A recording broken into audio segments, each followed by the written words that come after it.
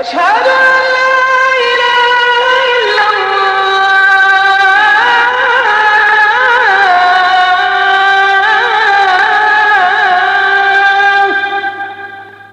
أشهد أن محمدا رسول الله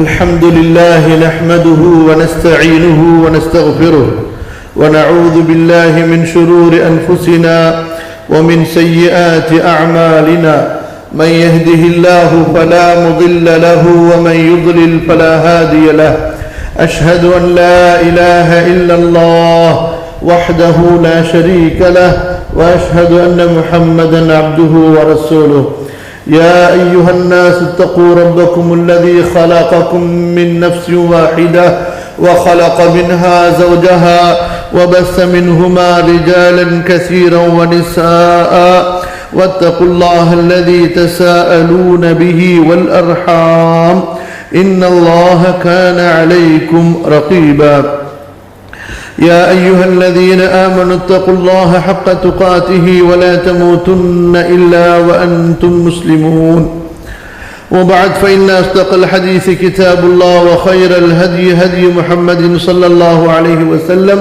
وشر الأمور محدثاتها وكل محدثة بدعة وكل بدعة ضلالة وكل ضلالة في النار அல்லாஹ்வின் அடியார்களே, உங்களுக்காகவும் எனக்காகவும் அல்லாஹ்விடத்திலே பயன் தரக்கூடிய கல்வியையும் நல்ல அமல்களையும் அல்லாஹுடைய அன்பையும் அருளையும் வேண்டியவனாக ஆரம்பம் செய்கிறேன். இமாம் புகாரி ரஹிமஹுல்லா அவர்கள் எழுதிய, அவர்கள் கோர்வை செய்த சஹீஹுல் புகாரி என்ற கிரந்தத்திலிருந்து கிதாபு தௌஹீத் என்ற அத்தியாயத்தை நாம் படித்து வருகின்றோம். இன்று இன்ஷா அல்லாஹ் ஒரு சில பாடங்களை படிக்க இருக்கின்றோம். இமாம் புகாரி ரஹ்மத்துல்லாஹி அலைஹி அவர்கள் குறிப்பிடுகின்றார்கள், பாப் கௌலில்லாஹி தஆலா இன்னல்லாஹ ஹுவர் ரஸ்ஸாகு ذுல் குவத்தில் மதீன். சூரா அஸ்-ஸாரியாத் 58வது வசனம். وبه قال حدثنا عبدان عن أبي حمزة عن الأعمش عن سعيد بن جبير عن أبي عبد الرحمن السلمي عن أبي موسى الأشعري رضي الله عنه قال قال النبي صلى الله عليه وسلم ما أحد أصبر على أذى سمعه من الله يدعون له الولد ثم يعافيهم ويرزقهم. அல்லாஹ் சுப்ஹானஹு வ தஆலாவை அவனுடைய பண்புகளோடு ஏற்றுக்கொள்வதுதான் ஈமான். அல்லாஹுவை அவனுடைய பண்புகளோடு, அல்லாஹுவை அவனுக்குள்ள அழகிய பெயர்களை கொண்டு ஏற்றுக்கொள்வது, நம்பிக்கை கொள்வதுதான் ஈமான். நான் அல்லாஹுவை ஏற்றுக்கொள்வேன், ஆனால் அவனுடைய பெயர்களை ஏற்றுக்கொள்ள மாட்டேன், அல்லது அவனுடைய பெயர்கள் கூறுகின்ற தன்மைகளை ஏற்றுக்கொள்ள மாட்டேன் என்று கூறுவது மிகப்பெரிய ஒரு வழிகேடு. புரிகிறதா? அல்லாஹுவும் அல்லாஹுடைய தூதரும் ஸல்லல்லாஹு அலைஹி வஸல்லம் என்னென்ன பெயர்களை, பண்புகளை அல்லாஹுக்கு கூறினார்களோ அந்த பெயர்களையும் பண்புகளையும் அப்படியே நாம் ஏற்றுக்கொள்ள வேண்டும், ஈமான் கொள்ள வேண்டும். அந்த பெயர்களில், பண்புகளில் எந்த ஒன்றிலும் நமது அறிவை கொண்டு மாற்று கருத்தை கூறுவதோ அல்லது அந்த பெயரை, பண்பை மறுப்பதோ கூடாது. இதுதான் இந்த கிதாபு தௌஹீத் என்ற இந்த கடைசி அத்தியாயத்தினுடைய அடிப்படை. இதைத்தான் திரும்ப திரும்ப திரும்ப இமாம் புகாரி ரஹ்மத்துல்லாஹி அலைஹி அவர்கள் பல தலைப்புகளிலே குர்ஆன் ஆயத்திலிருந்தும் ஹதீஸிலிருந்தும் நமக்கு சொல்லிக்கொண்டே வருகிறார்கள். இந்த அறிவிப்புகள் எல்லாம் அந்த காலத்தில் இருந்த வழிகேடர்களுக்கும் நவீன காலத்திலே ஹதீஸுகளிலே குளறுபடி செய்யக்கூடிய யாராக இருந்தாலும் சரி, அவர்கள் அனைவருக்கும் இவற்றிலே மிக தெளிவான மறுப்பு இருக்கிறது. சரி, இப்ப சூரா அஸ்-ஸாரியாத்துடைய 58வது வசனத்திலே அல்லாஹு தஆலா கூறுகிறான், இன்னல்லாஹ், நிச்சயமாக அல்லாஹ், ஹுவர் ரஸ்ஸாக், அவன்தான் உணவளிப்பவன். படைப்பினங்களுக்கு ரிஸ்க் என்றால் உணவு, வாழ்க்கைக்கு தேவையான அனைத்தையும் எடுத்துக்கொள்ளக்கூடிய ஒரு பொதுவான பதம். சுவாசிக்கக்கூடிய காற்று, குடிக்கக்கூடிய தண்ணீர், வசிக்கக்கூடிய இடம், இப்படி படைப்புகளுக்கு தேவையான அனைத்தையும் இந்த படைப்புகளுக்கு ஏற்படுத்தி கொடுக்கக்கூடியவன் அல்லாஹ். இன்னல்லாஹ ஹுவ ரஸ்ஸாக் ذுல் குவதி, ஆற்றல் உடையவன், தாக்கத் குத்ரத் உடையவன், துல் குவத்தி பலம் உடையவன்.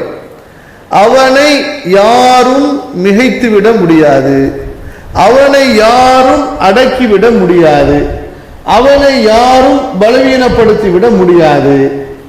அவனுடைய அந்த குத்ரத், அவனுடைய அந்த ஆற்றல் அவனுக்குள் இருக்கக்கூடிய ஒன்று. பிறருடைய எந்த தேவையும் அவனுக்கு இல்லவே இல்லை.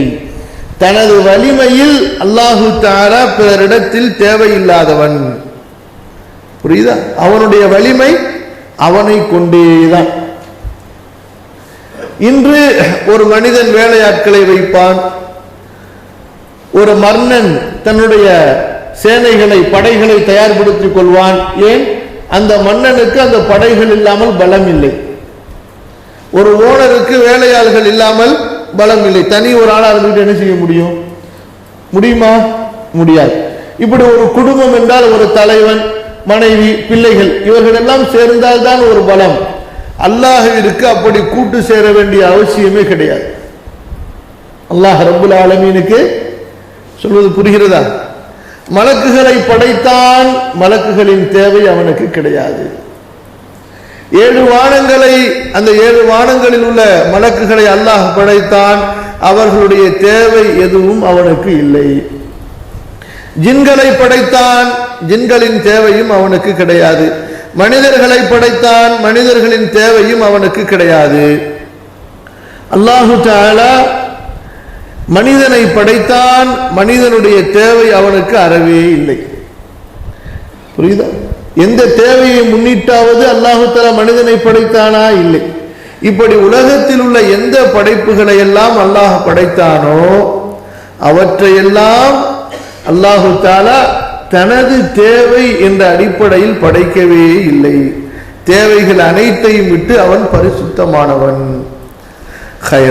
அதுபோன்றுதான் இந்த படைப்புகளை கொண்டும் அவனால் நிகழ்த்த முடியும், இந்த படைப்புகள் இல்லாமலும் அவனால் நிகழ்த்த முடியும். அழிப்பதற்கு அல்லாஹ் காற்றை பயன்படுத்துகிறான், காற்றுதான் தேவை என்பதும் அவசியம் இல்லை.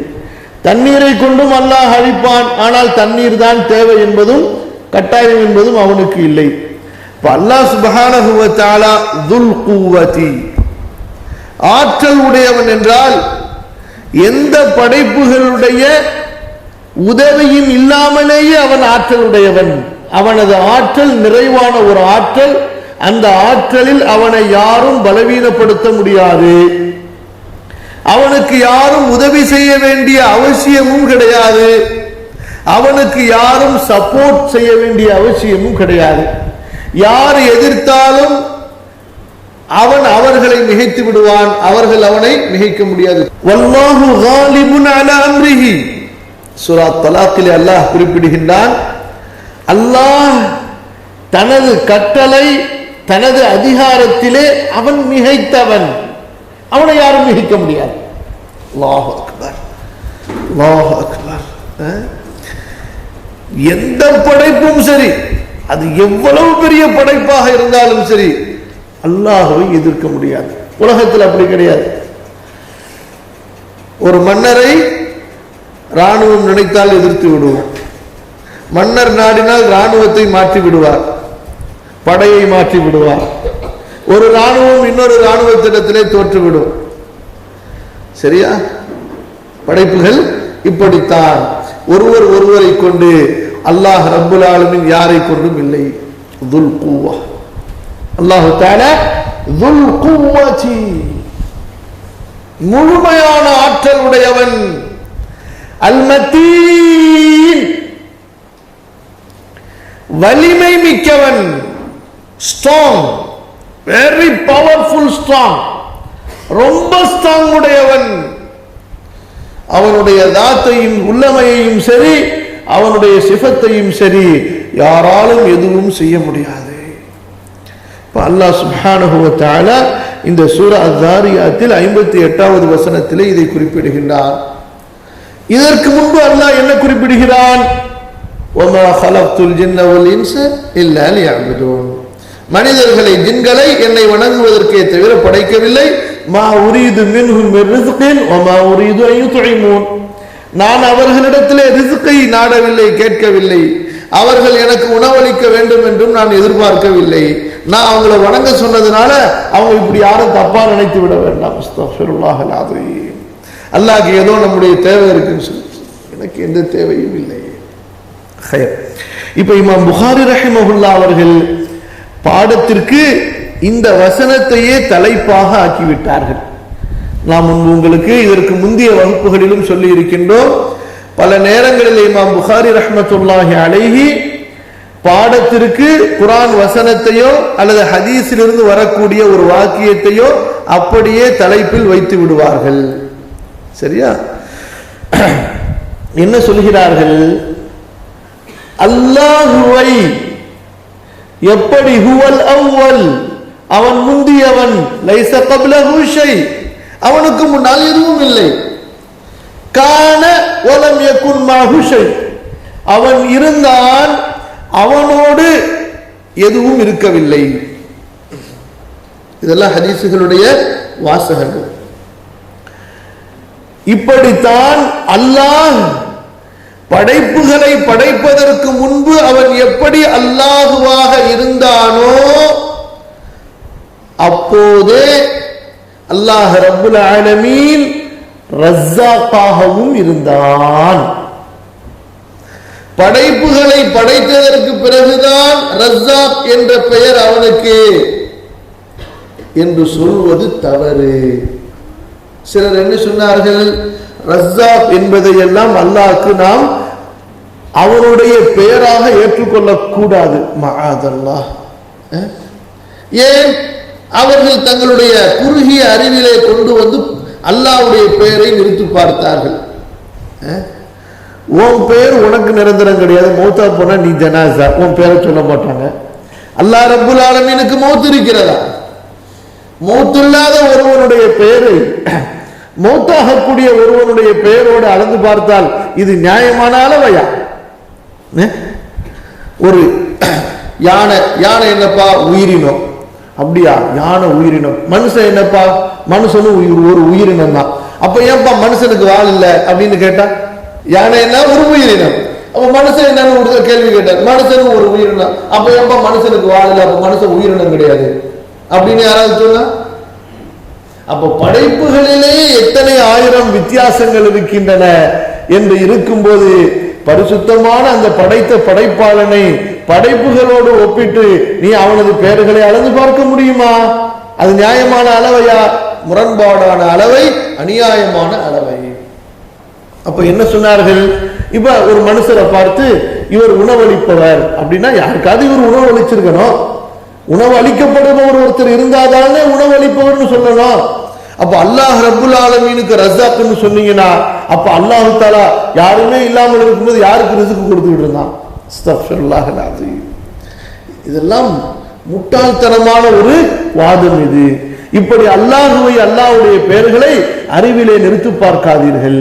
அல்லாஹ் சொல்லுகிறான் ரஸாக், ஹுவ ரஸாக்.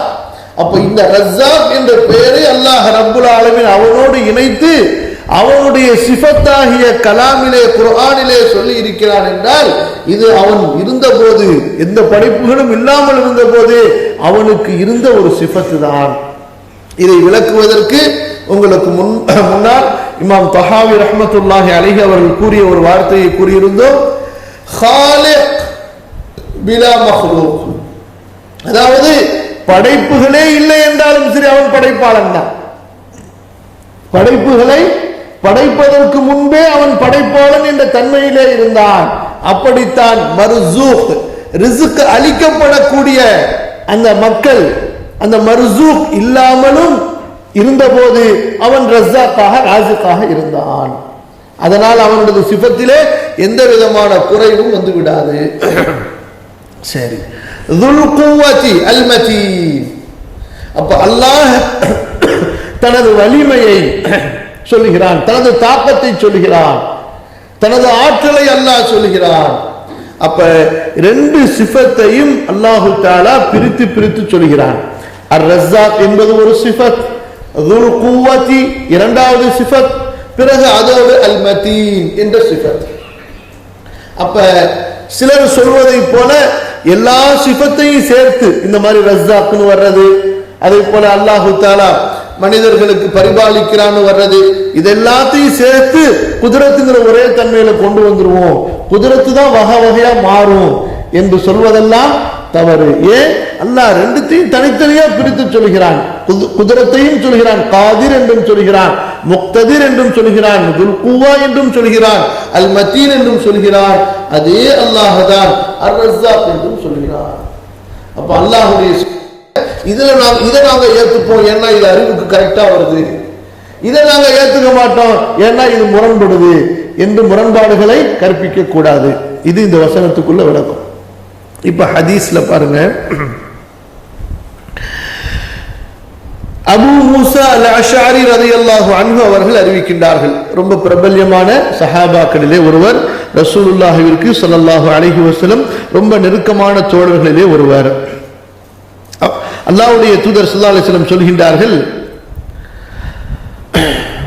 அல்லாஹ்வை விட ஒரு பொறுமையாளன் யாருமே இல்லை. யா அல்லாஹ்,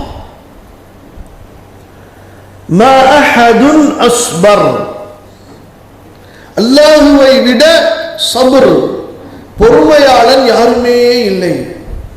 எந்த விஷயத்திலே?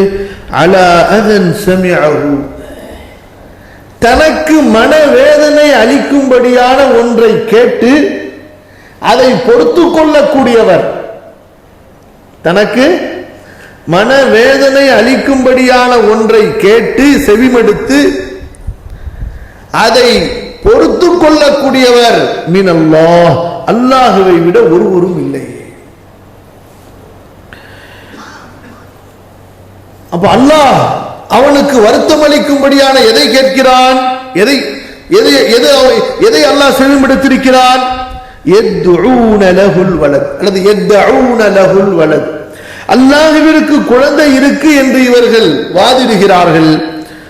இருந்தும் ثم يعافيهم ويرزقهم, இப்படி அவர்கள் வாதிட்டும் கூட அல்லாஹ் அவர்களுக்கு சுகம் தருகிறான், அவர்களுக்கு ரிஸ்க் கொடுக்கின்றான். அல்லாஹ் நாடினால் அப்படி சொல்லும் போதே நாக்க பிடிச்சி அல்லாஹ் இழுத்திருப்பான், அல்லாஹ் சொருவ வச்சிருப்பான். அல்லாஹ் ரப்புல் ஆலமீன் ثم يعافيهم, அவர்களுக்கு ஆஃபியத்தை சுகத்தை வழங்குகிறான். ويرزقهم, அவர்களுக்கு ரிஸ்கை அல்லாஹ் கொடுக்கின்றான். சரியா? இப்ப இந்த ஹதீஸிலிருந்து இந்த பாடத்திலே இமாம் புகாரி ரஹிமஹுல்லாஹ் என்ன சொல்கிறார்கள்? அல்லாஹுவை அல்லாஹ்வுடைய தூதர் ஸல்லல்லாஹு அலைஹி வஸல்லம் பொறுமையாளன் என்று சொல்கிறார்கள், சபருடையவன். சரியா? இப்போ உடனே சில அறிவாளிகளுடைய அறிவு என்ன வேலை செய்து, இவரை பொறுமையாளி நீங்க எப்ப சொல்லுவீங்க?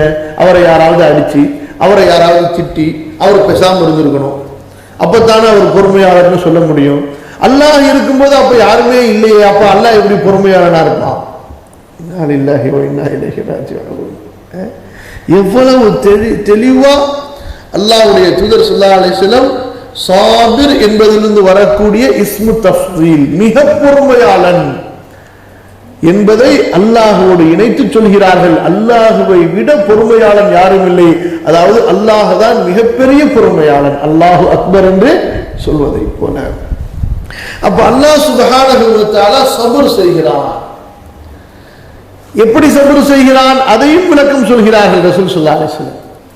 மக்கள் அல்லாஹ்விற்கு குழந்தை இருக்கு என்று சொல்கிறார்கள், ஆனால் அல்லாஹு தஆலா பொறுத்து கொண்டு அவர்களை தண்டிக்காமல், அவர்களுக்கு வேதனையை உடனடியாக இறக்கி விடாமல் அவர்களுக்கு கால அவகாசம் விட்டு வைக்கிறான்.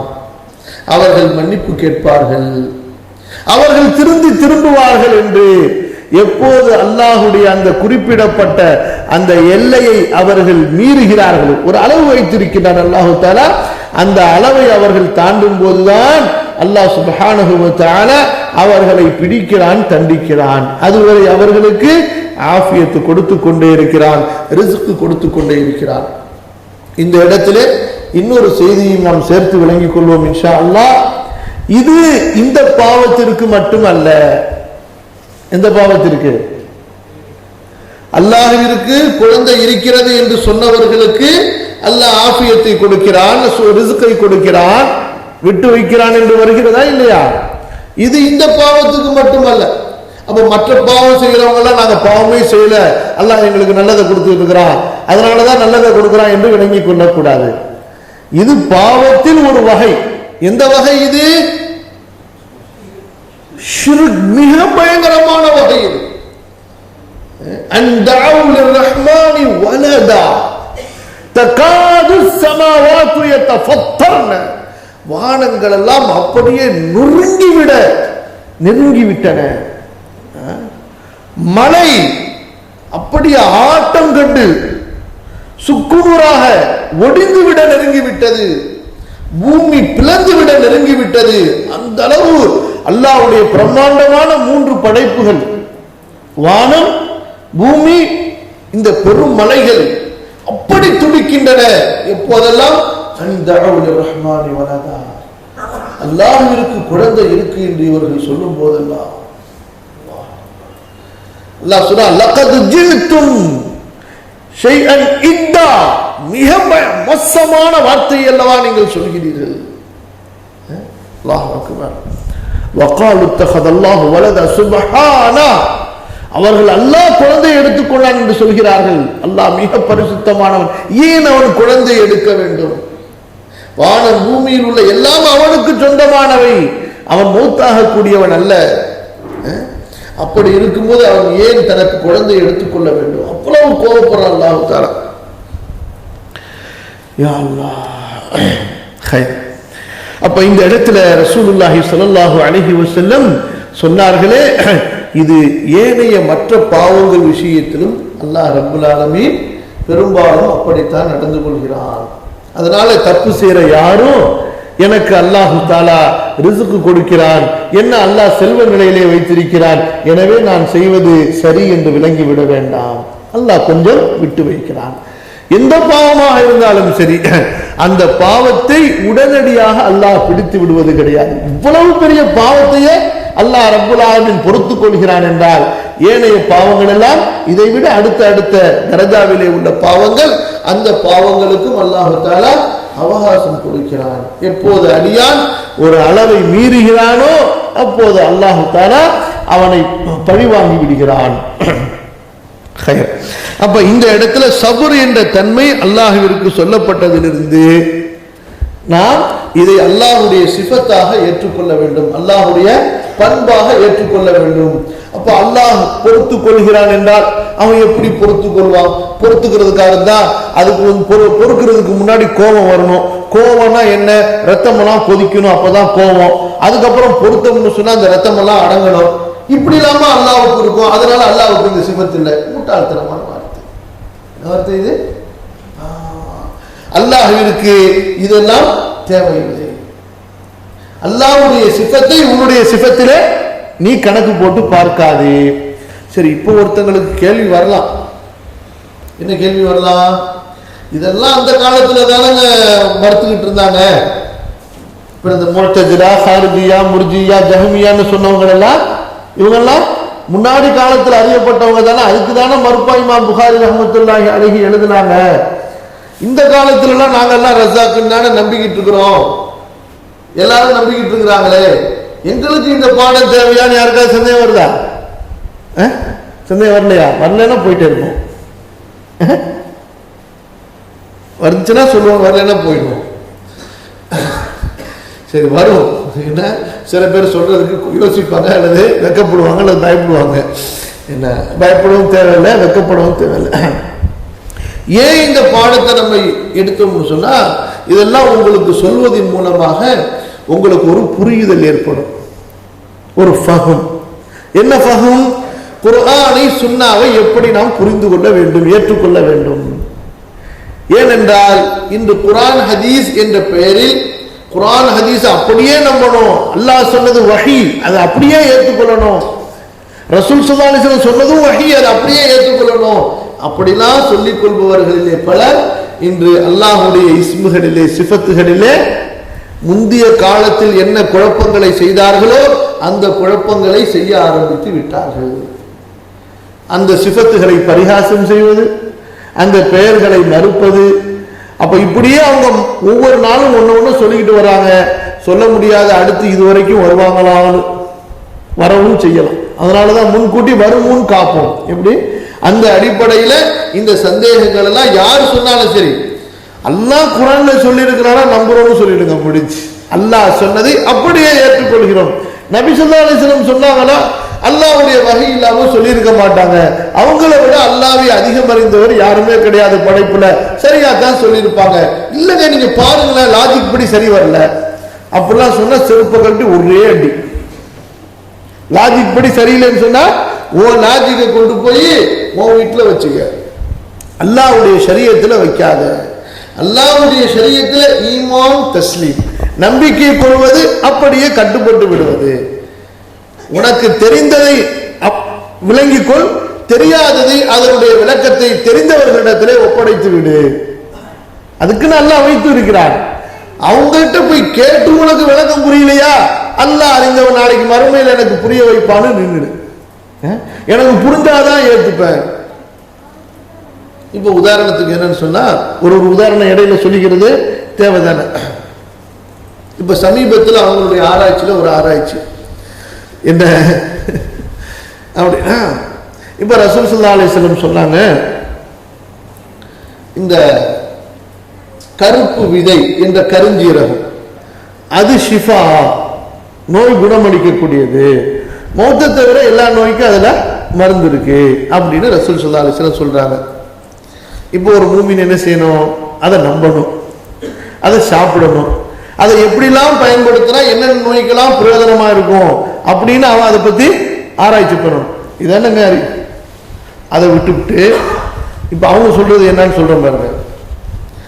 நாங்க ஒரு எய்ட்ஸ் நோயாளியை கொண்டு வருவோம், நீங்க கருஞ்சீரகத்தை கொண்டு வாங்க, இவருக்கு இந்த கருஞ்சீரகத்தை கொடுப்போம், இவர் சுகமாயிட்டா நாங்க இந்த ஹதீஸை நம்புவோம், இல்லைன்னா இந்த ஹதீஸு டுபாக்கு அஸ்தக்ஃபிருல்லாஹ் அல்-அலீம், என்னங்க இந்த ஹதீஸு பொய்ன்னு தூக்கி போட்டுருவோம். இப்படி ஒரு ஒரு ஹதீஸையும் சொன்னா கடைசியில முனாஃபிக்குகள் அந்த ரசூல் ஸல்லல்லாஹு அலைஹி வஸல்லம் காலத்துல சொன்னாங்கல்ல, அதுக்கு இதுக்கு என்ன வித்தியாசம் இருக்கு, எதா இருந்தாலும் கண்ணுக்கு முன்னாடி கொண்டு வந்து காட்டுங்கன்னு சொன்னானோ, அவ்வளவுதான். அந்த வார்த்தைக்கு இந்த வார்த்தைக்கு இடையில எந்த வித்தியாசமும் இல்லை. இஸ்ரவேலர்கள் என்ன சொன்னாங்க, மூசா அலைஹிஸ்ஸலாம் அல்லாஹ் சொல்றான்ப்பா இந்த மாட்டை அறுத்து அடிக்கும். மூசா மாட்டை அறுத்து அடிக்கிறதுக்கும் கொலையாளியை கண்டுபிடிக்கிறதுக்கு என்ன சம்பந்தம்? இப்படி மாட்டை அறுத்து இறந்தவங்க மேல அடிக்கிறதுக்கும் கொலையாளிக்கு என்ன சம்பந்தம்? அப்ப அல்லாஹ் சொல்லியிருக்கவே மாட்டான், நீ தான் எங்களை தமாஷ் பண்றேன்டானோ. இப்படிதானே இருக்கு குர்ஆன்ல, அத்தத்தஹிதுனா ஹுசுவா, எங்களெல்லாம் ரொம்ப தமாஷா நீங்க ஆக்கிக்கிட்டீங்களா? மூசா அலைஹிஸ்ஸலாத்துக்கு கோவம் வந்துருது. முட்டாள்களில் நான் ஆவதிலிருந்து அல்லாஹ்விடத்திலே பாதுகாப்பு தேடுகிறேன், அல்லாஹ் சொல்கிறான் என்று நான் சொல்கிறேன், விளையாட்டு பரிகாசம் நான் சொல்றீங்க நீங்க அப்படின்னு ஒன்று கொஞ்சம் பயந்துட்டானோ. அப்படியா சரி, அந்த மாடு என்ன கலரு அப்படின்னு நான் அடுத்து என்ன கலர் மாட்டு அடிச்சா எஃபெக்டா இருக்கும். சரின்னு மூசா அலைஹிஸ்ஸலாம் பொறுமையா இருந்து அல்லாஹ்ட்ட கேட்டாங்க. அப்புறம் கேட்டானுவ, சரி அந்த மாடு எப்படி உள்ள மாட்டா இருந்தா அது பவர்ஃபுல்லா இருக்கும்? வயசான மாடா, பிறந்த கன்றுக்குட்டியா, இளங்கன்றுக்குட்டியா, எப்படி இருந்தா அப்படின்னு சொல்லி அதையும் கூட மூசா அலைஹிஸ்ஸலாம் அல்லாஹ்விடத்துல கேட்டு சொன்னாங்க. இப்ப இதெல்லாம் என்ன, எதா இருந்தாலும் கண்ணுக்கு நேரா காட்டணும்னு சொன்னா இதுதான் காஃபிர்களிடத்துல இருந்த தன்மை. இதுதான் காஃபிர்களிடத்துல இருந்த தன்மை, முனாஃபிக்குகளிடத்துல இருந்த தன்மை. அப்படித்தான் நபிமார்களை மறுத்தார்கள். இப்ப பாருங்க, அல்லாஹ்வுடைய தூதர் ஸல்லல்லாஹு அலைஹி வஸல்லம் சொல்கிறார்கள், அப்ப நீ அதை பத்தி ஆராய்ச்சி பண்ணு. இன்றைக்கு இந்த ஹதீஸின்படி மேலை நாட்டவர்கள் எல்லாம் இந்த கருஞ்சீரகத்தை ஆராய்ச்சி பண்ணி கொண்டிருக்கிறாங்க. இதிலிருந்து நூற்றுக்கணக்கான மருந்துகளை தயார் செய்து கொண்டிருக்கிறார்கள். ரசூல் ஸல்லல்லாஹு அலைஹி வஸல்லம் சொன்ன மாதிரி, அதாவது இன்று அவர்களால் மருத்துவத்திலே அதாவது திகைத்து நிற்கிறார்களே, அதற்கெல்லாம் இதில் மருந்து கிடைக்குமா, எப்படி பயன்படுத்தினால் கிடைக்கும் என்று அவர்கள் தேடிக்கொண்டிருக்கிறார்கள். அறிவாளி வந்து பேசுகிறார். இன்னைக்கு எப்படி மூமின்களுடைய ஈமானை பலவீனப்படுத்துவது பாருங்கள். அல்லாஹ் பாதுகாக்கணும். அப்ப அதுக்கு தான் நம்ம என்ன சொல்றோம்னு சொன்னா, அல்லாஹ்வுடைய தூதர் ஸல்லல்லாஹு அலைஹி வஸல்லம் அல்லாஹ்வை பொறுமையாளன் என்று சொன்னார்கள். பொறுமையாளன் அது எப்படி அவன் பொறுப்பான்? பொறுக்கிறதா இருந்தா கோபம் வரணுமே, கோபம் வர்றதா இருந்தா ரத்தம் இருக்கணுமே, ரத்தம் கொதிக்கணுமே, அதுக்கப்புறம் தானே கோபம் வரும், அதுக்கப்புறம் தானே பொறுக்கிறது. இப்படியெல்லாம் லாஜிக் பேசுவது கூடாது. அப்ப இது கூடாதுன்னு சொன்னா இதுவும் கூடுமா? இவங்க பேசுற இந்த லாஜிக்கும் கூடுமா? கூடாது. அப்ப லாஜிக் என்று வந்தால் குர்ஆன் ஹதீஸுக்கு எதிராக எந்த லாஜிக்காக இருந்தாலும் சரி அது கூடாது. ஒரு விஷயத்துல ஒரு தராசு, இன்னொரு விஷயத்துல இன்னொரு தராசு கிடையாது. ஒரே தராசை கொண்டுதான் அளக்க வேண்டும். புரியுதுங்களா இது வரைக்கும்? அடுத்த பாடம் போ.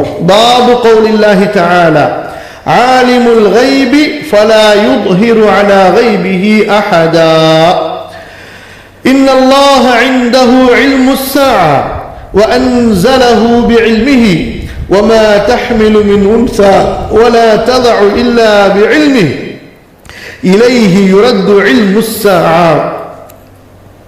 இமாம் புகாரி ரஹ்மத்துல்லாஹி அலைஹி இந்த 4வது பாடத்துல 5 ஆயத்துகளை சொல்கிறார்கள்.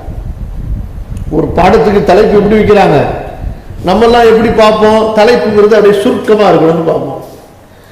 இங்கே சுருக்கம் என்பதோ விரிவு என்பதோ முக்கியம் அல்ல, கருத்து முழுமை அடைய வேண்டும், கருத்து நிறைவடைய வேண்டும். அப்ப அதனால இமாம் புகாரி ரஹ்மத்துல்லாஹி அலைஹி 5 ஆயத்துகளிலிருந்து எடுத்து இந்த பாடத்திற்கு தலைப்பு வைத்திருக்கிறார்கள். அதுல முதலாவது ஆயத்து சூரா அல் ஜின்னுடைய 26வது வசனம். அல்லாஹு தஆலா சொல்கிறான், அல்லாஹ் மறைவானவற்றை அறிந்தவன், அந்த மறைவான இல்மை அறிவை அவன் யாருக்கும் வெளிப்படுத்தி கொடுக்க மாட்டான். இல்லா மன் இர்தலா மிர் ரசூலின், தூதர்களில் அவன் விரும்பி தேர்ந்தெடுத்த சிலரை தவிர. அப்ப இந்த வசனத்திலே அல்லாஹ் சுப்ஹானஹு வ தஆலா தனக்கு என்ன தன்மையை சேர்த்து சொல்கிறான்? மறைவானவற்றை அறியக்கூடியவன், இல்ம் என்ற சிஃபத்து. அப்ப அவன் ஆலிமாக இருக்கிறான் இல்ம் என்ற தன்மையோடு. இல்ம் என்ற தன்மை இல்லாத ஆலிமாக அவனை கற்பனை செய்யக்கூடாது, தவறு அது. இப்ப இவங்களும் என்ன சொல்ல வந்தாங்க அப்படின்னு சொன்னா, அப்ப ஆலிம் அறியக்கூடியவன்னு சொன்னா அறியப்பட்டதுன்னு ஒண்ணு இருக்கணுமா இல்லையா? எப்படி அறியக்கூடியவன்னு சொன்னா நான் அறிந்து கொண்டேன்னா எதை அறிந்து கொண்டேன்னு வருமா இல்லையா? இது கேள்வி யாருக்கு வரும்? நமக்கு வரும். அல்லாஹ்வை பொறுத்தவரை படைப்புகள் இருந்தாலும் சரி இல்லை என்றாலும் சரி அவன் எப்போதும் அறிந்தவனாகவே இருந்தான். சரிங்களா? அப்ப படைப்புகளுடைய சிஃபத்தை கொண்டு படைப்பாளருடைய இல்முடைய சிஃபத்தை அளக்காதீர்கள், நிறுத்து பார்க்காதீர்கள். இப்ப இந்த சிஃபத்துல ஆலிம், அல்லாஹுவை ஆலிம் என்று வர்ணிக்கப்பட்டிருக்கிறது. அல்லாஹுடைய கலாமிலே அல்லாஹ் வர்ணிக்கின்றான். அடுத்த ஆயத்து பாருங்க, சூரா லுக்மான்ல 34வது வசனம், இன்னல்லாஹ இன்தஹு இல்முஸ் ஸாஅ, அல்லாஹ்விடத்திலே மறுமையின் ஞானம் இல்மு இருக்கிறது. அப்ப அங்க ஆலிம் என்பதும் சொல்லப்பட்டிருக்கிறது, இங்கே இல்ம் என்பதும் அல்லாஹ்விற்கு சொல்லப்பட்டிருக்கிறது. மறுமையுடைய இல்மு அல்லாஹ்விடத்திலே இருக்கிறது. அடுத்து வஅன்ஸலஹு பிஇல்மிஹி. இப்ப இந்த குர்ஆனை பற்றி அல்லாஹ் தஆலா சூரா அன்-நிசால 166வது வசனத்துல அல்லாஹ் குறிப்பிடுகிறான், நபியே இந்த குர்ஆனை அல்லாஹ் அவனுடைய இல்மின் அடிப்படையிலே, ஞானத்தின் அடிப்படையிலே இறக்கி இருக்கிறான். அல்லாஹு தஆலா இந்த குர்ஆனை அவருடைய இல்மின் அடிப்படையிலே, அவருடைய இல்மை கொண்டு, ஞானத்தை கொண்டு, அறிவை கொண்டு அல்லாஹ் இறக்கி இருக்கிறான். அப்ப இந்த இடத்திலும் அல்லாஹோடு இல்ம் என்ற சிஃபத்து சேர்த்து சொல்லப்பட்டிருக்கிறது. அப்ப அல்லாஹ் ரப்புல் ஆலமீன் ஆலிம், இல்முடைய சிஃபத்தோடு.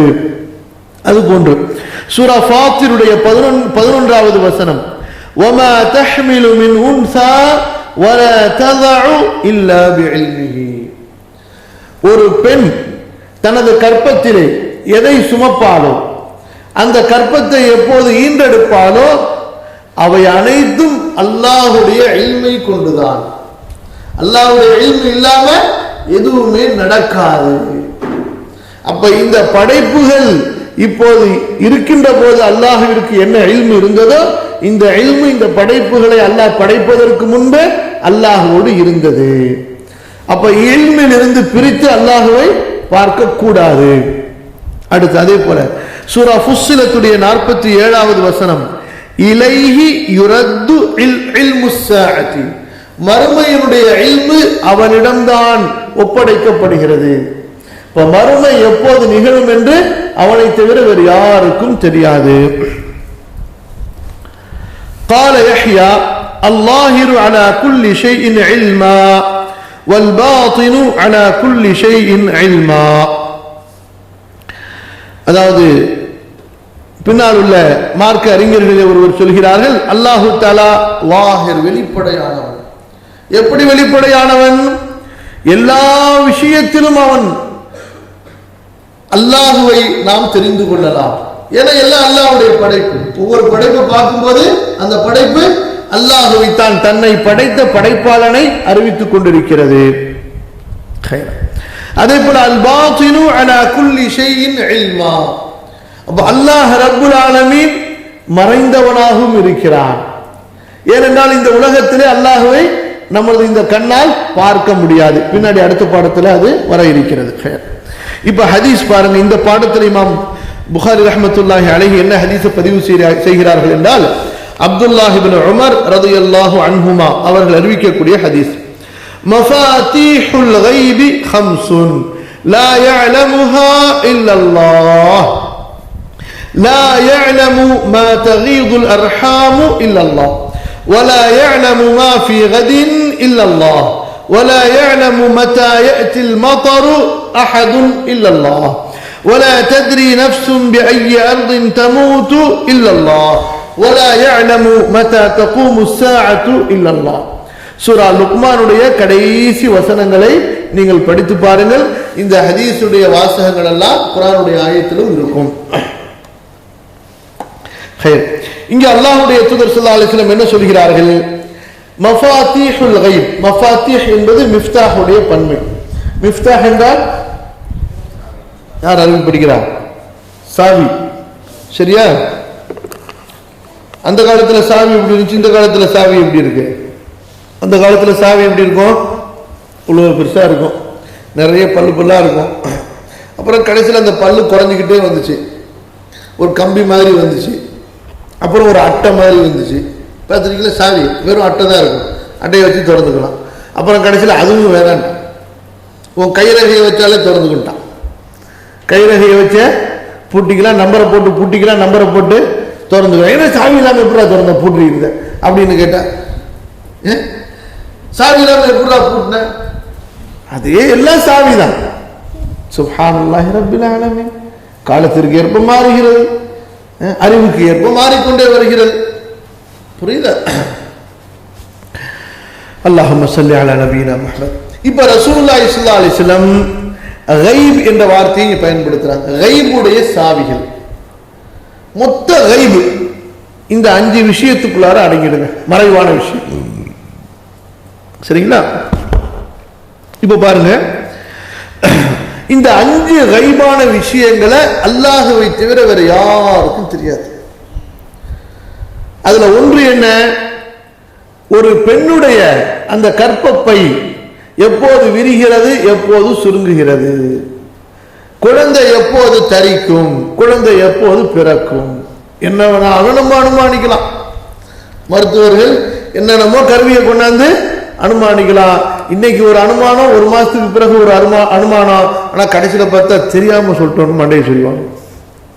முதல்ல என்ன சொல்றாங்க, இல்லைங்க குழந்தையே இல்லைங்க, சும்மா உருவமா இருக்கு, அசைவே கிடையாது, கண்டிப்பா இதை வெளியே எடுத்தே ஆகணும், சுத்தம் பண்ணி ஆகணும், இல்லாட்டி பெரிய பிரச்சனை ஆகுன்னு சொல்லிட்டு அதுக்கப்புறமா சரிங்க எடுத்துருவோம் அப்படின்னு சும்மா நாச்சுக்கு அவங்கள்ட்ட சொல்லிட்டு திரும்ப இன்னும் ஒரு மாசம் கழிச்சு போனா எல்லாம் கிளீனா இருக்குமா. இந்த மெடிக்கல்ல இருக்கீங்க சொல்றாங்களா இல்லையா, உயிரே இல்லைன்றவாங்க, எதுவுமே துடிக்க மாட்டேங்குதுன்னு கடைசியில் பார்த்தா எல்லாம் துடிக்குதுங்க. இது எப்படி எல்லாம் துடிச்சிச்சு, என்னென்னமோ நடக்குது. எந்த அளவுக்குன்னு சொன்னா இவ்வளவு டெவலப் ஆகி கூட ஆண் குழந்தையா பெண் குழந்தையாங்கிறத துல்லியமா கண்டுபிடிச்சிடும் சொல்லியும் தப்பு நடக்குது.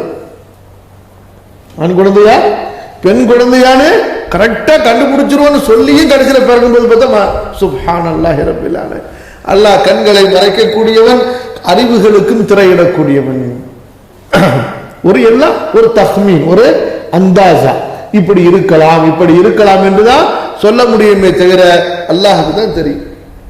எவ்வளவோ மருத்துவரை பார்க்கலாம், எவ்வளவோ மருந்து சாப்பிடலாம், குழந்தைய நிப்பாட்டுறதுக்கும் குழந்தைய பிறக்க குழந்தை உண்டாகிறதுக்கும் அல்லா நானா தான் பிறக்கும், அல்லா நானா தான் உண்டாகும்.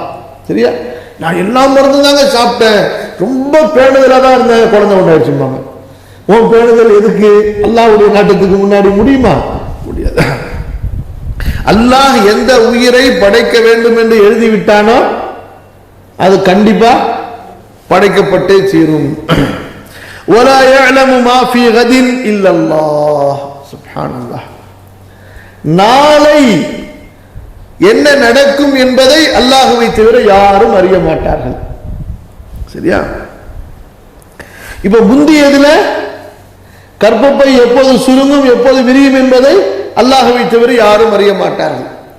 இது கர்ப்பப்பைங்கிறது எங்க இருக்கு? எங்கேயாவது மலை குகைக்குள்ளார இருக்கும். நம்முடைய மனைவியுடைய வயிற்றுக்குள்ளார இருக்க, வயிறு பக்கத்துல தானே இருக்கு, தொட்டு பார்த்தா தெரியுமா இல்லையா? இப்படி இன்னைக்கு அந்த காலத்துல தொட்டு பார்த்தே தெரிஞ்சுக்கிட்டு இருந்தாங்க. அந்த காலத்துல எப்படிலாம் மருத்துவர்கள் இருந்தாங்கன்னு சொன்னா எனக்கு கூட ஒரு சின்ன அனுபவம் இருக்குது. ஒரு டாக்டர் வீட்டுக்கு வந்தாரு, யாரு சும்மா சாத நம்ம இந்த நாட்டு வைத்தியர் மாதிரி, வீட்டுக்கு வந்து என்ன செஞ்சாரு, துணியை போட்டு இப்படி தொட்டு பார்த்தாரு, கையில தொட்டு பார்த்துட்டு வெட்டப்புள்ளன்னு சொல்லிட்டாரு. குழந்தை உண்டாகி 1.5 மாசம் தான் இருக்கும், 1.5 மாசம் 2 மாசம் தான் இருக்கும், இது ரெட்டை பிள்ளையா தான் இருக்கும் அப்படின்ட்டு போயிட்டாரு. கடைசியில் அதுக்கப்புறமா வந்து 4-5 மாசம் கழிச்சு கடைசியில் ஸ்கேன் பார்த்தா ரெட்டை பிள்ளையா இருக்கு. சுப்ஹானல்லாஹ் ரப்பில் என்ன அப்படியே இருக்கிறாங்க. டெல்லியில ஒரு வைத்தியர் இருந்தாரா, இந்த நாடி பார்க்கறதுல ரொம்ப பெரிய திறமையான ஆளா. கடைசியில் அவர் என்ன செஞ்சுட்டாங்கன்னு சொன்னா கண்ணை கட்டி கூட்டிட்டு வந்து ஒரு துணியை போட்டு எருமாட்டை படுக்க வச்சு எருமாட்டு காலை பிடிச்சி காட்டினாங்க பாருங்கன்னு சொல்லிட்டு கொஞ்ச நேரம் அப்படியே பார்த்துக்கிட்டே இருந்தாரா. இது மனுஷன் கை மாதிரி தெரியல, எருமாட்டு கால் மாதிரி இருக்குன்றாராம். என்ன இது மனுஷன் கை மாதிரி இல்லை, இது எருமாட்டு மாதிரி இருக்குது அப்படின்றாராம். சுப்ஹானல்லாஹ், அல்லாஹ் கொடுக்குற அறிவு தான். அப்ப அதாவது எதுக்கு சொல்றேன்னு சொன்னா அந்த காலத்தில் அப்படி ஒரு அந்த ஒரு தஜ்ருபா, அவங்களுடைய எக்ஸ்பீரியன்ஸ், அதை வைத்து இந்த காலத்துல இவ்வளவுலாம் வந்து கண்டுபிடிப்புகள், எது போனாலும் ஸ்கேன் பண்ணிட்டு வந்துருங்கன்றாங்க. ஏன்னா இப்ப தன்னுடைய அந்த அனுமானத்தின் மேல நம்பிக்கை இழந்து போச்சு. அந்த காலத்துல நல்லா பார்த்தாங்க, படுக்க வைப்பாங்க, அழுத்தி பார்ப்பாங்க, இங்க ஒலிக்குதான் இங்க ஒலிக்குதான் கேட்பாங்க, இப்படி பார்ப்பாங்க, எல்லாம் பார்த்துட்டு ஓகே இந்த வியாதியாத்தான் இருக்கும் அப்படின்னு வந்துருவாங்க. அதுவே கரெக்டாகவே இருக்கும் பெரும்பாலும். இந்த காலத்துல எல்லாமே எடுத்து பார்த்துட்டு கூட கடைசியில ஒண்ணும் இல்லைங்க, நார்மலா தான் இருக்கும். ஏண்டாக சுப்ஹானல்லாஹ், ஒரு 5000 10,000 என் பிள்ளைக்கு 14,000 ரூபாய் செலவு பண்ண ஸ்கேனிங் மட்டுமே. அப்புறம் கடைசியில் பார்த்தா ஒண்ணுமே இல்லை. அழுத்தி பார்க்கும் பொழுது இது இப்படித்தான் இருக்குன்றாங்க. அதனால மருத்துவ விஷயத்துல யாருங்க அவசரப்பட்ட வேணா, 1க்கு 4 பேரை கண்டிப்பா நம்ம அணுகும். இது ஒரு எக்ஸ்ட்ரா விஷயம் சொல்லிக்கிட்டேன். இப்ப எதுக்கு இது அல்லாஹ் சுப்ஹானஹு வ தஆலா அல்லாஹ் ரப்பல் ஆலமீன் எப்படி சொல்கிறான், இவ்வளவு உங்களுக்கு பக்கத்துல உள்ளதை கூட உங்களால முழுசா அறிய முடியாதப்பா, உங்களுடைய மனைவி வைத்துக்குள்ளார என்ன இருக்கிறத உன்னால அறிந்து கொள்ள முடியாது, ரப்பால தான் அறிந்து கொள்ள முடியும். சரியா, சரி. அதே போல காலத்திலேயே நமக்கு ரொம்ப பக்கத்தில் உள்ள காலம் எது? நாளைக்கு, அடுத்த நாள். 1 வருஷம் கிடையாது, 2 வருஷம் கிடையாது, அது கூட உனக்கு தெரியாதுடா. சுப்ஹானல்லாஹ், நல்லா திட்டம் போட்டு வச்சிருப்போம். நாளைக்கு காலையில எந்திரிச்சு நம்ம சென்ட்ரல் ஸ்டேஷன்ல ரயில பிடிக்கணும்னு சொல்லிட்டு முடிஞ்சு போச்சுக்காது. யா அல்லாஹ், என்னென்னமோ ஒவ்வொரு நாள் நடக்கிற மூத்த பாருங்க, ஆச்சரியப்பட்டு போயிடும். அவங்களுடைய திட்டங்கள், ஒருத்தர் மூத்தா போறாருன்னு சொன்னா நமக்கு பல விதத்துல படிப்பினை பெறணும். அவர் என்ன திட்டம் போட்டு வச்சிருந்தாரு நினைச்சு பாருங்க. ஒருத்தர் ஃபாரின் போறதுக்காக வேண்டி வந்துகிட்டே இருக்கிறாரு, வந்து பார்த்தா ஆக்சிடென்ட் மூத்தா போயிட்டாரு. எங்க போனாரு? ஃபாரினுக்கு போனாரு, கபருக்கு போயிட்டாரு. எவ்வளவோ அன்றாட வாழ்க்கையிலே பார்க்கிறோம் நம்ம. அப்ப வலா தத்ரி நஃப்ஸ் வலா يعلم ما في غد الا الله, நாளை உள்ள இல்மை அல்லாஹ்வை தவிர யாரும் அறிய மாட்டார். வலா يعلم متى ياتي المطر احد الا الله, மழை எப்போது வரும் என்பதையும் அல்லாஹ்வை தவிர யாரும் அறிய மாட்டார்கள். அப்ப எல்லாரும் சொல்றாங்களே விஞ்ஞானிகளா, இன்னைக்கு மெட்ராஸ்ல 2 நாளைக்கு தொடர்ந்து மழை, எல்லாம் ஒரு அனுமானம். அந்த ஈரப்பதங்களையும் அந்த இதையும் காற்றுகளுடைய அமைப்பையும் வச்சுக்கிட்டு இதாச்சு ஹியூமிடிட்டி, ஈரப்பதம், அதான் தமிழ்ல ஈரப்பதம், அதை வைத்துக் கொண்டு அவங்க ஒரு அனுமானம் போட்டு சொல்லுவாங்க. அவன் சொல்லாம இருந்தாலும் பேசாம அல்லாஹ்தால மழையை கொடுத்துருப்பான். ஏன்னா இவன் சொன்ன உடனே 2 நாளைக்கு மழையை பெய்யாது, 3ஆவது நாள் தான் மழை பெய்யும். அதெல்லாம் மழையை பெய்யாது. அல்லாஹ் ரப்புல் ஆலமீன் தான் அறிந்தவனாக இருக்கின்றான். அல்லாஹ் அக்பர். அடுத்து பாருங்க, வலா தத்ரி நஃப்ஸுன் பிஅய்யி அர்தின் தமூத். ஈமான் நமக்கு அதிகரிக்கும். இந்த அல்லாஹ்வுடைய ரசூல் ஸல்லல்லாஹு அலைஹி வஸல்லம் இந்த செய்திகளை கேட்கும்போது, எந்த ஆன்மா எந்த பூமியிலே மரணிக்கிறது அல்லாஹ்வை தவிர யாரும் அறிய மாட்டார்கள். எத்தனையோ பேர் ஹஜ்ஜுக்கு போறாங்க, போகும்பொழுது எல்லாம் பேசிக்கிட்டே போவோம். நம்ம எல்லாம் ஒன்னா சேர்ந்து ரிட்டர்ன் போவோம். நான் உங்க வீட்டுக்கு வர்றேன், நீங்க எங்க வீட்டுக்கு வாங்க, எல்லாம் பேசிக்கிட்டே இருப்பாங்க. கடைசியில் ஒருத்தர் கபருக்கு மௌத்தா போயிடுவார். சுப்ஹானல்லாஹி ரப்பில் ஆலமீன். இங்க இருந்து போய் அரஃபா மைதானத்துல சில பேர் மௌத்து, முஸ்தலிஃபால சில பேர் மௌத்து, சில பேர் பினால மௌத்து, சில பேர் காபத்துல்லால மௌத்து. இப்படிலாம் இதே போல பல பயணங்களை நாம் பார்க்கலாம். வலா தத்ரி நஃப்ஸுன் பிஅய்யி அர்தின் தமூத். அடுத்து வலா يعلم متى تقوم الساعة إلا الله, மறுமை எப்போது நிகழும் அல்லாஹ்வை தவிர யாரும் அறிய மாட்டார்கள். அப்ப நீங்க கைபு மறைவான விஷயங்கள்னு எதை எடுத்துக்கொண்டாலும் இந்த 5ல ஏதாவது ஒண்ணுக்குள்ளார அது வந்துடும். அப்ப இந்த 5ஐயே யாருமே, இந்த 5 அல்லாஹ்வை தவிர யாரும் அறிய மாட்டார்கள். எனவே கைபை அல்லாஹ்வை தவிர வேறு யாராலும் அறிய முடியாது, அல்லாஹ் தஆலா சொல்லிக் கொடுத்தாலே தவிர. அப்ப இந்த இடத்துல இந்த ஹதீஸ்ல ஒவ்வொரு வார்த்தையிலையும் பாருங்க, ஹதீஸுடைய ஒவ்வொரு வார்த்தையிலையும் அல்லாஹ்வை தவிர அறிய மாட்டார்கள், அல்லாஹ்வை தவிர அறிய மாட்டார், திரும்ப திரும்ப ரசூலுல்லாஹி அலைஹி வஸல்லம் சொல்றாங்க. அப்ப இல்முங்கிற சிஃபத்து அல்லாஹ்க்கு இல்லாமலே அதை சொல்றாங்க. புரியல எதுக்கு இந்த ஹதீஸை சொல்லி? புகாரி ரஹ்மத்துல்லாஹி அலைஹி இந்த ஹதீஸை எழுதி இந்த ஹதீஸை பதிவு செய்து என்ன சொல்கிறார்கள்? அல்லாஹ்வுக்கு இல்மு இருக்கு, அந்த சிஃபத்தை ஏற்றுக்கொள், நம்பிக்கை கொள். அல்லாஹ் ஆலிம், அவனுக்கு இல்மு இருக்கிறது. அவனுடைய இல்மு எப்படிப்பட்டது? அல்லாஹ்வுடைய தூதர் ஸல்லல்லாஹு அலைஹி வஸல்லம் சொல்கிறார்கள், இவ்வளவு மறைவான விஷயங்களை அவன் தெளிவாக அறிந்து வைத்திருக்கிறான். இந்த இல்மு அவனோடு இருந்த அவனுடைய சிஃபத்துகளிலே ஒன்று. இந்த சிஃபத்தை அவனிலிருந்து பிரித்து பார்க்காதீர்கள். அல்லாஹ் தனி, அவனுடைய இந்த சிஃபத்து தனி என்று பிரித்து பார்க்காதீர்கள். புரியுதா? அடுத்து ஒரு முக்கியமான ஹதீஸ் பாருங்க. ஆயிஷா ரலியல்லாஹு அன்ஹா அறிவிக்கின்றார்கள். இப்ப சில நேரங்களில் இமாம் புகாரி ரஹ்மத்துல்லாஹி அலைஹி சஹாபாக்களுடைய கூற்றுகளையும் பதிவு செய்வார்கள். சரியா? அப்ப இந்த காலத்தில் உள்ள விஞ்ஞானிகள் அறிஞர்களுடைய அடிப்படையில் இமாம் புகாரிலாம் முக்கல்லிதுங்க. இமாம் புகாரிலாம் முக்கல்லித். அவங்களுடைய கருத்துப்படி என்ன? சஹாபாக்களுடைய கூற்றுகளை ஆதாரமாக சொல்வது வழிகேடு. வழிகேடுனா பெரிய வழிகேடா, அநியாயமா, அக்கிரமமா. அப்ப ஏன்பா அப்படிப்பட்ட இமாமுடைய ஹதீஸ் எல்லாம் நீங்க எடுக்கிறீங்க? அவங்க அறிவிச்ச ஹதீஸ் எல்லாம் நீங்க போய் தேடி கொண்டு வர வேண்டியதானே.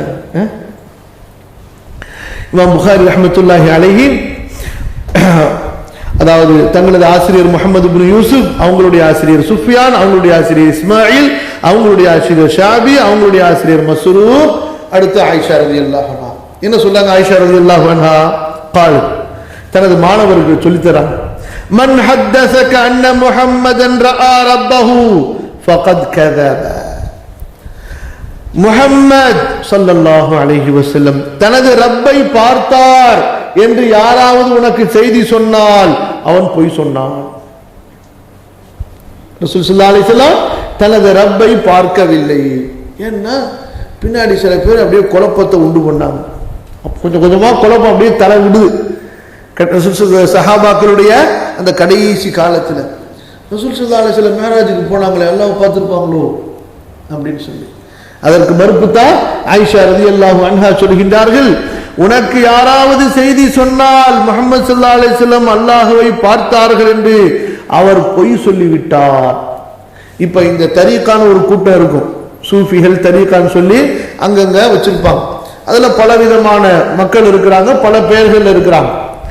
இதுல ஒரு பெரும்பான்மையான கூட்டம் அவங்களுடைய கொள்கை என்னவென்றால், அல்லாஹுவை பார்ப்பதற்கு ரசூல் ஸல்லல்லாஹு அலைஹி வஸல்லம் அர்ஷில போய் பேச மட்டும் செய்யல, அல்லாஹ்வை பார்த்தாங்க, அப்படியே அல்லாஹுவிலேயே ஒன்றி விட்டார்கள். இது தரீகா சூஃபிசத்தினுடைய எல்லா சூஃபிசம், ஷாதிலியா, காதரியா, சுஹரவர்தியா, நக்ஷபந்தியா, இலாஹியா, நூரியா, என்னென்ன இருக்குதோ இந்த எல்லா தரீகாக்கள்லையும் ஒரு பெரும்பான்மையான கூட்டம் இப்படி இருக்கிறார்கள். ஒளியோட போய் சேர்ந்துருச்சு. ஏன் அவங்க அல்லாஹ்வுடைய தூதர் ஸல்லல்லாஹு அலைஹி வஸல்லம் அவர்களை அல்லாஹ்வுடைய மக்லூக்காக, பஷராக, மனிதராக ஏற்றுக்கொள்வது கிடையாது. அவர்கள் எப்படி சொல்கிறார்கள்? அல்லாஹ்வுடைய ஒளியிலிருந்து வந்தவர்கள் என்று சொல்கிறார்கள். அப்படியே ஒளிதான் மாறிக்கிட்டே வந்துச்சான். அந்த ஒளிதான் ஆமீனாவுடைய வயிற்றுக்குள்ளார போய் ஒளியா பிறந்துச்சு. நமக்கு பார்க்கறதுக்கு மனிதரா இருந்தாங்க, ஆனா அவங்க ஒளியா இருந்தாங்க. அந்த ஒளி அர்ஷுல போய் அர்ஷுடைய ஒளியோட சேர்ந்துருச்சு. அஸ்தக்ஃபிருல்லாஹ் அல்-அஸீம். கிறிஸ்தவர்கள் சொல்வதை விட மோசமான கொள்கை இது. அப்ப இந்த கொள்கை கொஞ்சம் கொஞ்சமா அப்ப தலை தூக்குனுச்சு லைட்டா, சரிங்களா? அதான் என்ன, ரசூல் ஸல்லல்லாஹு அலைஹி வஸல்லம் அல்லாஹ்வை பார்த்தார்கள், அல்லாஹ்வை பார்க்கவே கிடையாது. அல்லாஹ் ரப்புல் ஆலமீன் தெளிவாக அவனது புத்தகத்திலே சொல்கிறான். ஆயிஷா ரலியல்லாஹு அன்ஹா அதுக்கு ஆதாரத்தையும் சேர்த்து சொல்றாங்க. லா துத்ரிகுல் அப்சார், அல்லாஹ் குர்ஆனிலே சொல்கிறான், அவனை எந்த பார்வைகளும் சூழ்ந்து அறிய முடியாது, சூழ்ந்து கொள்ள முடியாது. திட்டவட்டமா சொல்லிட்டான் அல்லாஹ் சுப்ஹானஹு வ தஆலா. அப்ப துன்யால இருக்கிற வரைக்கும் யாரும் அல்லாஹ்வை பார்க்க முடியாது. மௌத்தாயிட்டா நாளைக்கு ஆகிரத்தில் அல்லாஹ் சுப்ஹானஹு வ தஆலா தனது அடியார்களுக்கு தன்னை காட்டுவான். அதை நம்ம ஒன்று ஹஷருடைய மைதானத்தில், இன்னொன்று சொர்க்கத்துக்கு போகும்போது இன்ஷா அல்லாஹ். அடுத்து ومن حدثك أنه يعلم الغيب فقد كذب وهو يقول لا يعلم الغيب إلا الله. அப்ப யார் உனக்கு செய்தி சொல்வாரோ, ரசூலுல்லாஹி ஸல்லல்லாஹு அலைஹி வஸல்லம் மறைவான விஷயங்களை அறிந்திருக்கிறார்கள் என்று அவரும் பொய் சொல்லிவிட்டார். அல்லாஹ் சொல்கிறான், லா யஅலமுல் கைப இல்லல்லாஹ், கைபை அல்லாஹ்வை தவிர யாரும் அறிய மாட்டார்கள். சரியா? இப்ப இந்த ஹதீஸிலிருந்து ஒரு சில விஷயங்களை தர்த்தீபா பார்ப்போம். ஒன்று, இந்த பாடத்தோடு நேரடியா சம்பந்தப்படக்கூடிய வார்த்தை இந்த ஆயிஷா ரலியல்லாஹு அன்ஹாவுடைய கூற்றின் இரண்டாவது பகுதி. சரியா? அந்த இரண்டாவது பகுதியில என்ன வருகிறது? கைபுடைய இல்மு அல்லாஹ்விற்கு மட்டும்தான் இருந்தது. அப்ப ஹதீஸ்ல எப்படி வந்ததோ அப்படித்தான் சஹாபாக்கள் நம்பி வைத்திருந்தார்கள். அல்லாஹ்விற்கு இல்முடைய சிஃபத் இருக்கு என்பதை ஆயிஷா ரலியல்லாஹு அன்ஹா நம்பி இருந்தார்கள், சஹாபாக்கள் நம்பி இருந்தார்கள். அதைத்தான் தங்கள் தாபிஈன்களுக்கு, தங்களது மாணவர்களுக்கு அவர்கள் போதித்தார்களே தவிர இல்ம் என்ற சிஃபத்தை விட்டுவிட்டு அவர்கள் போதிக்கவில்லை. இது இந்த பாடத்தோட நேரடியாக சம்பந்தப்படக்கூடிய விஷயம். அடுத்து, நம்முடைய காலகட்டத்திலே கொள்கையின் அடிப்படையில் இந்த பாடத்தோடு நாம் விளங்க வேண்டியது என்னவென்றால், அல்லாஹுவை துன்யாவிலே பார்க்க முடியும். எங்க தரிக்கால வந்து சேர்ந்தா நாங்க முதல்ல உங்களுக்கு வெள்ளை ஒளியை காட்டுவோம், அப்புறம் பச்சை ஒளியை காட்டுவோம், அப்புறம் சிகப்பு ஒளியை காட்டி உங்களை கொண்டு போய் சேர்த்துருவோம் சொல்லிட்டு சொல்லுவாங்க. எங்க கொண்டு போய் சேர்த்துருவாங்கன்னு சொன்னா ஜஹன்னம்ல தான் கொண்டு போய் சேர்ப்பாங்க. சரியா? இங்க ஒரு குரூப் கூட இருக்கு, 7 Wells ஒரு குரூப் இருக்கு, தரிகா குரூப். அதே போல மாஸ்காஞ்சாவில் கூட ஒரு குரூப் இருக்குது, கேள்விப்பட்டீங்களா? ஓய்சியா குரூப்னு ஒன்று இருக்குது. அதே போல இன்னொரு குரூப் 7 Wells தெருவில் இருக்கு, போய் பார்த்துறாங்க யாராவது கடைசியில் அப்படி என்ன. அப்ப அவர்களுடைய கொள்கை என்ன? நாங்க உங்களுக்கு அல்லாஹ்வை காட்டுவோம் அப்படின்னு சொல்லி, இது பலவிதமான சூஃபிகளிடத்தில் இருக்குது. நம்ம அதை பார்த்து ஏமாந்துடக்கூடாது. திட்டவட்டமாக அல்லாஹ்வுடைய தூதர், அதாவது அல்லாஹ் சுப்ஹானஹு வ தஆலா கூறிவிட்டார், லா துத்ரிகுல் அப்சார், எந்த பார்வைகளும் அவனை சூழ்ந்து கொள்ள முடியாது. ரசூல் ஸல்லல்லாஹு அலைஹி வஸல்லம் சொன்னார்கள், நீங்கள் மௌத்தா போனாதான் உங்க ரப்பை பார்க்க முடியும். நீங்கள் உங்களது ரப்பை நீங்கள் மௌத்தாகாத வரை பார்க்கவே முடியாதுன்னு சொல்லி. அதனால இந்த ஏமாற்று வேலைகளுக்கெல்லாம் அல்லாஹ்வுடைய தெளிவான ஷரியத்தில் எந்த இடமும் கிடையாது. இரண்டாவது ப்ராப்ளம், அதுவும் இந்த சூஃபி கொள்கையில் உள்ளவங்க இடத்துல என்ன, அது ரசூல் ஸல்லல்லாஹு அலைஹி வஸல்லம் அவர்களுக்கு அல்லாஹ்வுக்கு என்ன இல்மு இருந்துச்சோ அந்த இல்மு அப்படியே ரசூலுல்லாஹ்க்கு வந்துருச்சு. நடந்தது, நடக்க போறது, இனிமே எல்லாம் நடக்க போகக்கூடியது எல்லாமே ரசூலுல்லாஹ்க்கு தெரிஞ்சிருச்சு. அல்லாஹ் தஆலா ரசூலுல்லாஹ்வுக்கு இல்முல் கைப அறிவிச்சு கொடுக்காம மௌத்தாக்கல, எல்லாத்தையும் அல்லாஹ் அறிவிச்சு கொடுத்துட்டான். அல்லாஹ் ரசூலுல்லாஹ்க்கு எல்லாத்தையுமே அறிவிச்சு கொடுத்துட்டான் என்பதாக அவர்கள் நம்பி வைத்திருக்கிறார்கள். இதை நம்பலன்னு சொன்னா நம்மள காஃபிர்ன்றாங்க. இல்முல் கைப் நீங்க கேள்விப்பட்டீங்களா இல்லையான்னு தெரியல. இதை யாராவது மறுத்து பேசினா அவங்களுக்கு ரெகுலரா ஒரு ஸ்டாம்ப் வச்சிருக்காங்க, ரப்பர் ஸ்டாம்ப், வஹாபி, குஸ்தாஹே ரசூல், ரசூலுல்லாஹ்வை அவமதிக்கக்கூடியவர்கள் அப்படின்னு. அப்ப ஆயிஷா ரலியல்லாஹு அன்ஹாவை யாருன்னு சொல்லுவாங்க? ஆயிஷா ரலியல்லாஹு அன்ஹா சொல்லுகிறார்கள், யாராவது ரசூலுல்லாஹ் இல்முல் கைபை உடையவர்கள் என்று சொன்னால் அவன் பொய் சொல்லிவிட்டான். அல்லாஹ் சொல்கிறான், லா யஅலமுல் கைப இல்லல்லாஹ். சரியா? அப்ப ரசூல் ஸல்லல்லாஹு அலைஹி வஸல்லம் சில மறைவான விஷயங்களை சொன்னார்களே, அல்லாஹ் அறிவித்ததை கொண்டு ரசூல் ஸல்லல்லாஹு அலைஹி வஸல்லம் சொன்னார்களே தவிர அவர்களாக எந்த ஒரு கைபையும் சொன்னது கிடையாது, சொல்ல முடியாது. அதை வெளிப்படையாக அவர்களே சொன்னார்கள். இதே சஹீஹுல் புகாரியில திருமணத்துடைய பாடத்தில் வரும். சில சின்ன பிள்ளைங்க, பொம்பளை பிள்ளைங்க, அந்த ஒரு திருமண நேரத்தில் தஃப் அடிச்சு பாடிக்கொண்டு விளையாடுகிறார்கள். வஃபீனா நபியுன் யஅலமு மா ஃபீ கதின். அந்த சின்ன பிள்ளைங்களுக்கு அங்க கேட்ட விஷயங்களை, தங்களது தாய்மார்கள் இருந்து கேட்டதை, ரசூல் ஸல்லல்லாஹு அலைஹி வஸல்லம் மறுமைக்கு முன்னாடி இப்படி நடக்கும், இப்படி நடக்கும், அப்படிலாம் சொல்லியிருப்பாங்கல்ல, அதெல்லாம் வச்சு அந்த சின்ன பிள்ளைங்க என்ன நினைச்சுக்கிச்சுங்க, ஒரு ரசூலுல்லாஹ்க்கு பின்னாடி நடக்கிறதெல்லாம் எல்லாமே தெரியுமோ அப்படின்னு நினைச்சு, எங்க நபி யாரு தெரியுமா, வஃபீனா நபியுன் யஅலமு மா ஃபீ கதின், நாளைக்குள்ள செய்திகளை எல்லாம் அவர் அறிந்திருக்கிறார் அப்படின்னு அந்த பிள்ளைங்க சொன்ன உடனே ரசூல் ஸல்லல்லாஹு அலைஹி வஸல்லம் ஓ நோ நோ நோ, இதை விட்டுடுங்க, மற்றதெல்லாம் சொல்லுங்கன்னு சொன்னாங்க. எப்படி? இதை விட்டுடுங்க, அடுத்தது நீங்க அதுக்கு முன்னாடி படிச்சீங்கல்ல, என்னை பத்தி சொன்னீங்க, அதெல்லாம் நீங்க சொல்லலாம். சுப்ஹானல்லாஹ். அப்ப ரொம்ப தெளிவா ரசூல் ஸல்லல்லாஹு அலைஹி வஸல்லம் இந்த விஷயத்தை மறுத்து விட்டதற்கு பிறகு நீங்க என்னங்க சொல்றீங்க, சொல்ல மறுத்துட, எனக்கு இதை சொல்லாதீங்கன்னு சொல்லிட்டாங்க.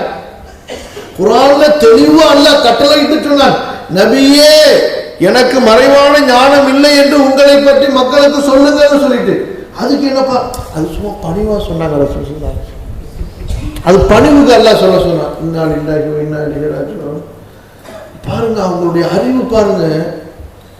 இது ஒரு கூட்டம். இன்னொரு கூட்டம் என்ன சொல்லுதுன்னா, அந்த குல் லா அகூலு லக்கும் இன்தி ஹஸாயினுல்லாஹ் வ லா அலமுல் கைப், சூரா அல்-அன்ஆம் 6வது வசனத்துல 50வது வசனம். சரி, 6வது அத்தியாயத்தில் 50வது வசனம். அல்லாஹ் தஆலா நபிக்கு சொல்கிறான், நபியே நீங்க சொல்லுங்க, நான் உங்களுக்கு சொல்ல மாட்டேன் என்னிடம் அல்லாஹ்வுடைய ஹஸானா இருக்கிறது என்று. சரியா? வசனம் நிறைவாயிருச்சு. அதுக்கப்புறம் நபியே நீங்கள் சொல்லுங்கள், அந்த குல்லுங்கிற வார்த்தை மீண்டும் வரும். லா அலமுல் கைப், எனக்கு மறைவானது தெரியாது. சரியா? எனக்கு கவனமா கேளுங்க. சரியா? ஆனா இந்த கூட்டம் இருக்கு பாருங்க, இந்த கூட்டம், இந்த பரேலவின்னு ஒரு கூட்டம் இருக்கு பாருங்களேன், தரிகா சொல்லிட்டு நாங்க தான் உண்மையிலே முஹிப்பீனே ரசூல், ரசூலை நேசிக்கக்கூடியவர்கள் அப்படின்னு சொல்றாங்க பாருங்க. அவங்க இதுக்கு வைக்கக்கூடிய அர்த்தம், சஹாபாக்கள், தாபிஈன்கள், தபு தாபிஈன்கள், இன்னைக்கு வரைக்கும் தஃப்சீர் எழுதுறவங்க எல்லாத்துக்கும் மாற்றமா போய் தர்ஜுமா கண்டுபிடிக்கிறாங்க பாருங்க. யாரா இருந்தாலும் சரிங்க, மன இச்சையின்படி யார் செல்வார்களோ வழிகட்டே தீர்வார்கள், யார் பின்பற்றுகிறார்களோ அவர்கள் தான் நேர்வழி பெறுவார்கள். யாரை பின்பற்றக்கூடியவர்கள்? தங்களது சிறப்பிற்குரிய அந்த சஹாபாக்களை, தாபியன்களை பின்பற்றி யார் குர்ஆனை வழங்குறாங்களோ அவங்க தான் நேர்வழி பெற முடியுமே தவிர, தனது அறிவை கொண்டு யார் போறாங்களோ வழிகட்டை தீர்வார்கள். இப்ப பாருங்க, அவங்க வைக்கிற அர்த்தத்தை நான் சொல்றேன். நபியே நீங்கள் சொல்லுங்கள், நான் உங்களுக்கு சொல்ல மாட்டேன் அல்லாஹ்வுடைய கஜானா என்னிடம் இருக்கிறது என்றும் வலா அலமுல் கைப் மறைவானதை நான் அறிய மாட்டேன் என்றும். இப்ப என்ன அர்த்தம் ஆச்சு?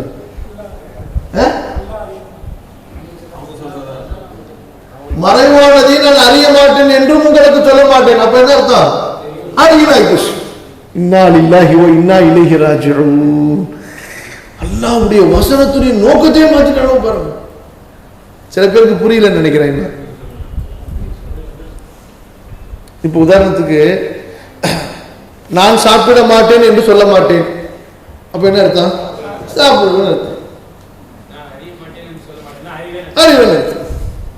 இப்படி அல்லாஹ்வுடைய கஜானா என்னிடம் இருக்கிறது என்று சொல்ல மாட்டேன், நான் மறைவானவற்றை அறிய மாட்டேன் என்று சொல்ல மாட்டேன். அப்ப நான் மறைவானவற்றை அறிவேன். இந்த இதுக்கு பேர் தான் திரித்தல். என்ன சொல்றது? திரிக்கிறது. அந்த ஆதாரத்தை அப்படியே திருப்புறது. இப்ப இந்த வேலையை தான் இன்னைக்கு பல கூட்டம் செய்து கொண்டிருக்கிறார்கள். செய்து கொண்டு விட்டு நாங்க தான் ஒரிஜினல் வேற, அவங்களே அவங்களுக்கு சான்று வேற சொல்லிக்கிறாங்க. நல்லா போதுமானவர். அப்ப இந்த மறைவான இல்ம் அல்லாஹ்வுக்கு மட்டும்தான் இருக்கிறது. இதை அல்லாஹ் அல்லாதவர்களை தவிர பிறருக்கு ஏற்றுக்கொள்வது குஃப்ரிலே கொண்டு போய் விட்டது. அப்ப நம்ம இதோட இன்ஷா அல்லாஹ் நிறுத்துவோம். இன்றைக்கு படிச்ச நம்ம 2 பாடங்கள்லையும், அதாவது 3வது பாடத்திலையும் 4வது பாடத்திலையும் அல்லாஹ்வுடைய ரஸாக் என்ற சிஃபத்தை படித்துக் கொண்டோம், துல் குவா என்ற சிஃபத்தை படித்தோம், அது போன்று அல் மத்தீன் என்ற சிஃபத்தை, அது போன்று சாபிர் என்ற சிஃபத்தை. அப்ப இந்த மாதிரி சிஃபத்துகள் எல்லாம் குர்ஆன்ல அல்லாஹ்வுக்கு சொல்லப்பட்டிருக்கிறது. அந்த பெயர்கள் அந்த அழகிய பண்புகளோடு அல்லாஹ்விற்கு இருக்கின்றன. அதே போல இன்றைய 4வது பாடத்துல அல்லாஹ்வுடைய இல்ம் என்ற சிஃபத்தை பற்றி விசேஷமாக இங்கே இமாம் புகாரி ரஹ்மத்துல்லாஹி அலைஹி குர்ஆனிலும் ஹதீஸிலும் சொல்கிறார்கள். அல்லாஹ்வுடைய இல்ம் என்பது அல்லாஹ்வோடு இருந்த இல்ம். அது புதிதாக அல்லாஹ்விற்கு ஏற்படக்கூடிய ஒன்று அல்ல. படைப்புகளை படைத்ததற்கு பிறகு ஏற்பட்ட இல்மும் கிடையாது. ஏன்னு சொன்னா இதையும் உங்களுக்கு சொல்லிக்கிறேன். வழிகட்ட கூட்டத்தில் இன்னொரு கூட்டம் எப்படி இருக்குன்னு சொன்னா, எது நடக்க போகுதுன்னு அல்லாஹ்வுக்கு தெரியாதா, நடக்கும்போது அல்லாஹ்வுக்கு தெரியுமா. இன்னா லில்லாஹி வ இன்னா இலைஹி ராஜிஊன். அப்ப படைப்புகளுடைய அளவுக்கு அல்லாஹ்வை கொண்டு வந்து நிறுத்தி விடுகிறார்கள். அல்லாஹ் பாதுகாக்கணும். அப்ப இந்த மாதிரியான எல்லா குழப்பங்களில் இருந்தும் நாம் நம்மை பாதுகாத்துக் கொள்ள வேண்டும். அல்லாஹ்விடத்திலே பாதுகாப்பு தேட வேண்டும். அஸ்ஸலாமு அலைக்கும் வரஹ்மத்துல்லாஹி வபரகாத்துஹு. சுப்ஹானக்கல்லாஹு வ பிஹம்திக அஷ்ஹது அன் லா இலாஹா இல்லா அன்த அஸ்தக்ஃபிருக வ அத்தூபு